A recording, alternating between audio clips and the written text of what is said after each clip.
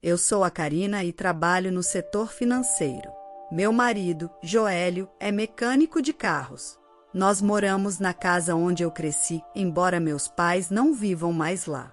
Essa casa é, na verdade, parte do negócio da nossa família, onde meu pai era o CEO. Meu irmão deveria assumir a empresa, então ele estudou economia na faculdade. Ele até foi para a Universidade de Oxford para aprender mais sobre administração de empresas. Depois que voltou, ele trabalhou com nosso pai por vários anos. Eventualmente, nossos pais quiseram se aposentar e se mudar para um lugar tranquilo. Eles entregaram a empresa para meu irmão e passaram a casa da família para mim, sua filha. Então, meu marido e eu decidimos morar lá. A casa está em uma localização excelente, a apenas 5 minutos a pé da estação de trem. Há lojas, hospitais e escolas por perto, o que facilita nossa vida aqui, mesmo quando nossos filhos crescerem e saírem de casa. Sou muito grata aos meus pais por nos darem essa casa. Estávamos planejando aumentar nossa família e viver felizes, mas nunca imaginamos que nossas vidas seriam viradas de cabeça para baixo por um incidente assim. Depois que nos mudamos para casa, minha sogra começou a nos visitar muito. Sabendo que meus pais possuem um negócio, ela frequentemente pergunta sobre o dinheiro deles desde que nos casamos. Karina, quanto seus pais têm? Quanto você vai herdar quando eles morrerem? Ela sempre pergunta. Ela fala sobre essas coisas com tanta frequência que eu acho bem desagradável. Não querendo ser muito direta, eu geralmente digo: não tenho certeza, nunca realmente pensei nisso. Eu já fiquei com a casa, então pode ser que eu não receba nenhum dinheiro. Mesmo rindo e respondendo casualmente, ela insiste. Isso não pode ser verdade, pode? Seus pais têm mais de 60 anos. Qualquer coisa pode acontecer. Eles devem ter discutido seus bens com você. Ela parecia tão interessada no dinheiro que eu estava convencida de que ela contava com a riqueza dos meus pais. Eu já sei quanto vou herdar, mas decidi manter isso em segredo da minha sogra e do meu marido, que era próximo dela. Então, algo chocante aconteceu. Sem nenhum aviso, minha sogra e a família do meu cunhado se mudaram para nossa casa. Por volta das 8 da manhã de um feriado, a campainha tocou inesperadamente. Quando abri a porta, havia pessoas da mudança. Fiquei chocada e confusa. Minha sogra e a família do meu cunhado estavam lá dizendo: "Vamos morar aqui a partir de hoje, então, por favor, cuide de nós." Os rostos sorridentes deles me deram arrepios. Meu marido acordou e, quando pedi para ele explicar, ele disse despreocupadamente: "Qual é o problema se minha mãe e os outros se mudarem? A casa é espaçosa, então você deve conseguir arrumar algum espaço." Ele agiu como se fosse perfeitamente normal deixá-los se mudar. Eu já estava chocada que todos iríamos morar juntos, mas então minha cunhada disse algo ainda mais absurdo. "Karina, seu irmão nos convidou. Como ele nos chamou, não vamos pagar aluguel ou contas, então estamos contando com você, Karina." Meu cunhado começou a entrar em vários quartos sem permissão, dizendo: "Este quarto recebe boa luz solar, então deixe para nós. Joélio, tire todas as coisas daqui e leve para o corredor." Eu me senti tonta com tudo isso. Esta é minha casa, mas eles estavam abrindo quartos e tentando reivindicá-los como se fossem deles. Minha sogra e a família da minha cunhada sempre careceram de bom senso, especialmente minha cunhada, que uma vez revirou minha bolsa sem pedir. Se as coisas continuarem assim, eles vão tomar meu quarto. Chega! Esta é minha casa, por que vocês estão agindo como se fossem donos dela? Já aguentei bastante. Eu quero que todos saiam, eu disse em voz alta. Eu normalmente não perco a paciência ou levanto a voz com raiva. Mas ver essas pessoas se mudarem para a casa que meus pais me deram sem permissão e agirem como se fosse deles me levou ao limite. Foi por isso que gritei com todos os três, mas então algo inesperado aconteceu. "Como você ousa falar conosco assim? Você é quem deveria sair." Naquele momento, senti uma dor aguda na minha bochecha. percebi que tinha levado um tapa. Demorou alguns segundos para eu entender o que tinha acontecido. Eu estava atordoada, sentindo a dor pulsante na minha bochecha. Naquele momento, algo dentro de mim quebrou.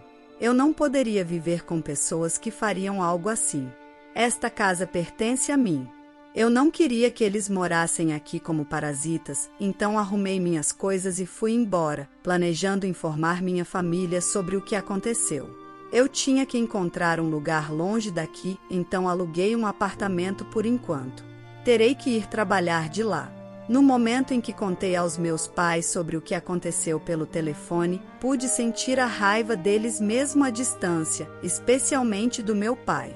Ele sempre foi amoroso e apoiador, tanto como um CEO rigoroso quanto como um pai carinhoso que nos ajudava sempre que precisávamos. Eu não queria arrastar meus pais, que estavam prestes a se aposentar, para essa confusão, mas não tive escolha quando minha própria casa herdada estava sendo tomada de mim. Enquanto eu ficava no apartamento mensal, tinha certeza de que meu marido e a família dele estavam usando minha casa livremente. Então decidi seguir uma sugestão do meu irmão e do meu pai. Alguns dias depois, durante meu intervalo, verifiquei meu telefone e vi dezenas de chamadas perdidas e mensagens do meu marido. Eu sabia exatamente por que ele estava tentando me contatar. Mais cedo, eu havia ligado para as companhias de água e eletricidade para cortar os serviços. Nossa casa depende totalmente de eletricidade e ainda não instalamos painéis solares, então cortar a eletricidade significava que tudo pararia de funcionar. Está quente agora, então viver sem eletricidade e água deve ser difícil para eles.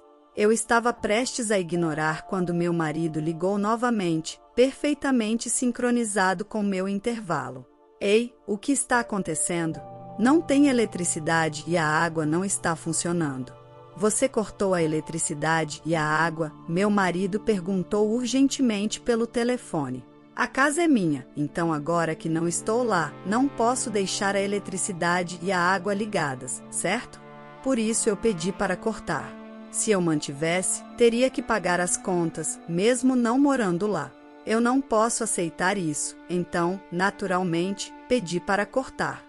Depois disso, meu marido ficou furioso e exigiu que eu restabelecesse os serviços imediatamente, mas só porque ele disse isso não significava que eu concordaria com ele. Se eles quisessem os serviços de volta, deveriam pagar por isso.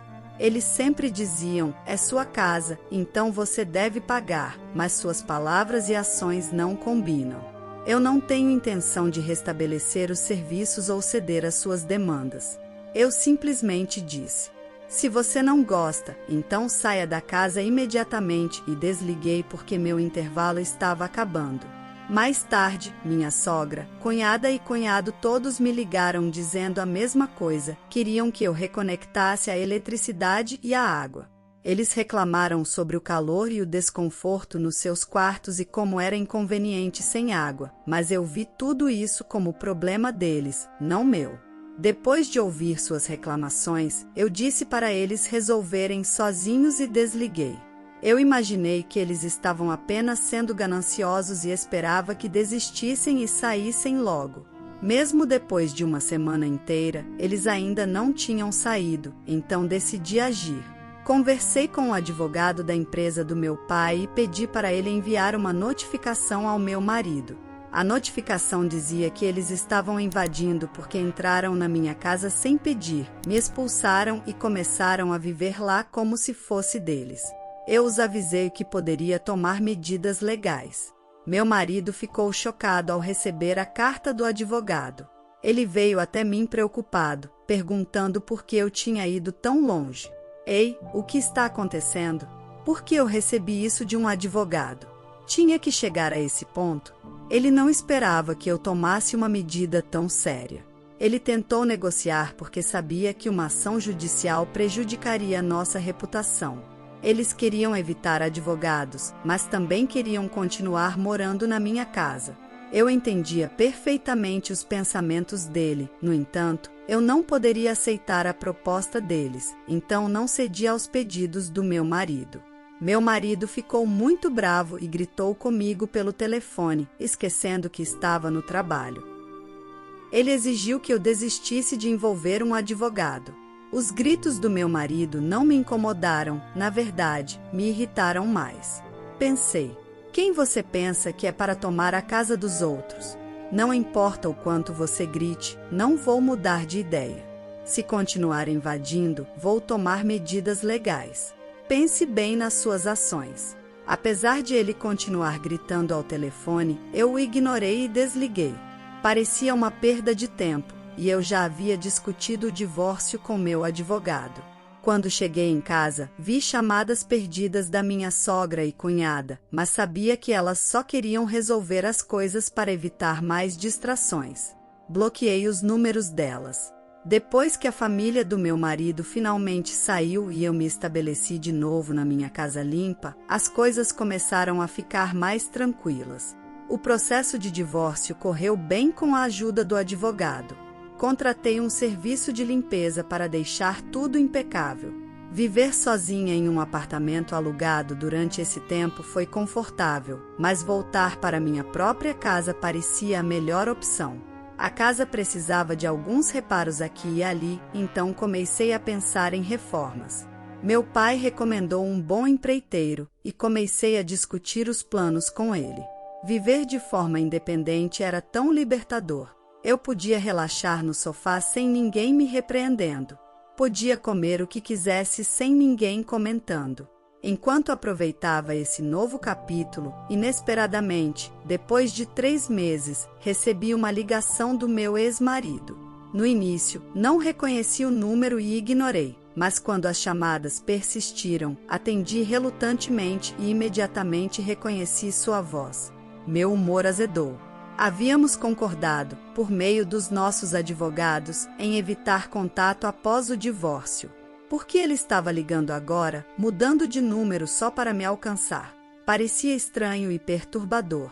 Sinto muito, mas concordamos em não ter contato. Não há mais nada para discutirmos, afirmei firmemente, pronta para encerrar a chamada. Por favor, apenas me escute por um momento. Preciso da sua ajuda, ele implorou, ignorando minha tentativa de desligar. Ele começou a explicar sem esperar pelo meu consentimento. Acontece que a empresa dele estava passando por uma grave crise financeira, levando a um corte no salário dele. Enquanto isso, a saúde da minha sogra estava deteriorando, deixando-a incapaz de trabalhar. Minha cunhada e seu marido estavam com dificuldades. Ele não conseguia um trabalho estável e ela estava trabalhando em vários empregos de meio período para cobrir as dívidas contraídas pelo marido. A situação era desesperadora e meu ex-marido estava achando cada vez mais difícil pagar as contas. Ao ouvir tudo isso, só consegui responder friamente. Ok, entendi. Depois de tudo, eles invadiram minha casa sem permissão, tomaram conta e tentaram me expulsar. Era simplesmente inacreditável. Não senti nenhuma conexão com pessoas que poderiam fazer algo assim e não tive simpatia por sua situação. Mesmo você me contando tudo isso, não muda nada. É problema da sua família e vocês precisam resolver sozinhos. Não há nada que eu possa fazer, afirmei firmemente. Meu ex-marido ficou ainda mais desesperado. Por favor, não diga isso. Estamos em sérios apuros. Em breve, não teremos dinheiro nem para o aluguel ou comida. Lembre-se de que já fomos uma família. Por favor, estou implorando para que nos ajude, ele suplicou, com a voz trêmula de emoção. Eu não poderia ser convencida. Quando enfrentei dificuldades, meu ex-marido e a família dele não ofereceram apoio, em vez disso, me menosprezaram. Minha sogra, minha cunhada e meu cunhado sempre me trataram com desdém.